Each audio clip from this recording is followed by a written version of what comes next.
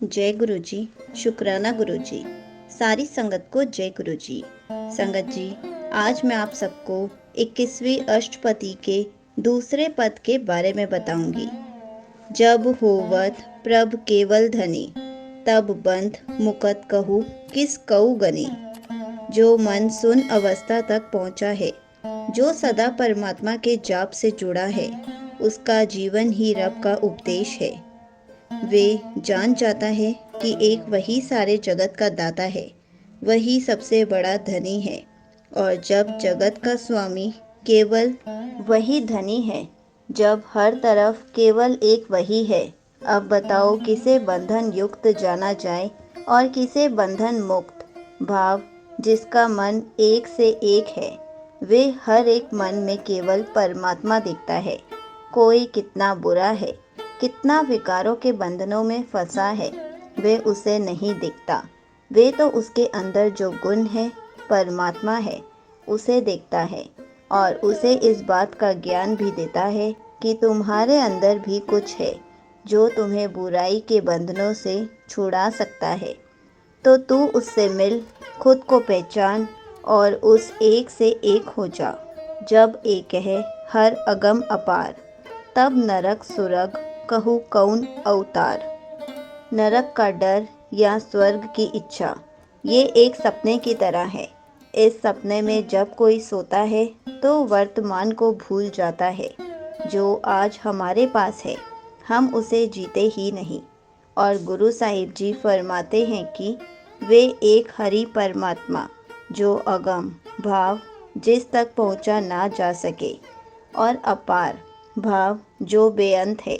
जब वे था, जब उसके सिवा जगत में कोई नहीं था, तब बताओ कौन सा स्वर्ग था, कौन सा नर्क।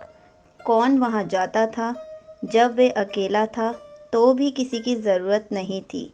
और जब आज उसने जगत बना दिया है, तो जो मन उस एक निरंकार को पहचान जाता है, जो केवल उसको ही मानता है, उसे भी फिर किसी और सुख की ज़रूरत नहीं, क्योंकि उसके नाम से जुड़े रहना ही जीते जी स्वर्ग है और उससे दूर हो जाना जीते जी नरक है।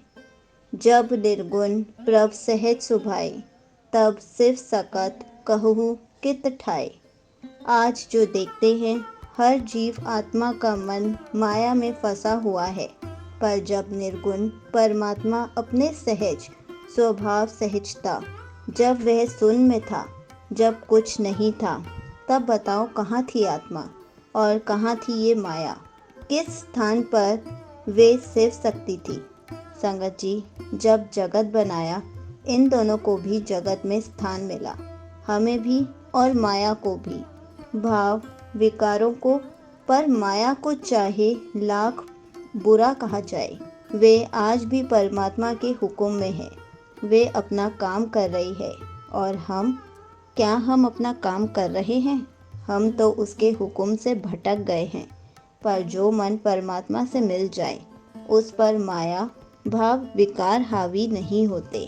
जब आप है आप अपनी जोत धरे, तब कवन निडर कवन कत डरे। परमात्मा का एक और गुण है निर्भय, और ये गुण हम में भी तब आता है जब हम गुरबानी द्वारा भगवान से जुड़ते हैं। तब ये गुण अपने आप अंदर आता है।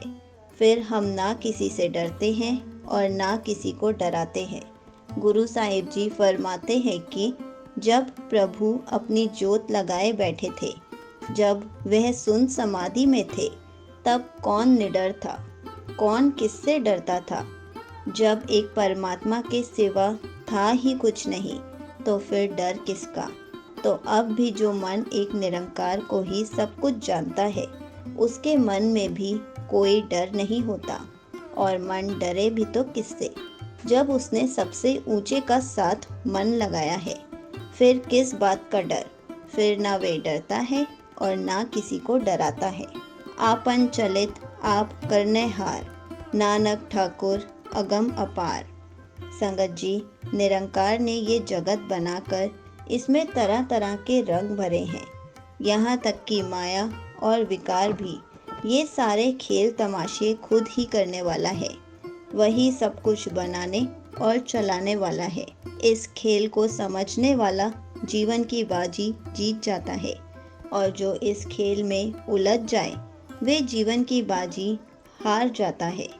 हे नानक, परमात्मा अगम्य एवं अपार है, उसका अंत नहीं जाना जा सकता। उसके इस खेल को पूरा समझ पाना बहुत कठिन है। संगत जी, यहीं पर 21वीं अष्टपदी का दूसरा पद समाप्त होता है। जय गुरु जी। शुक्राना गुरु जी।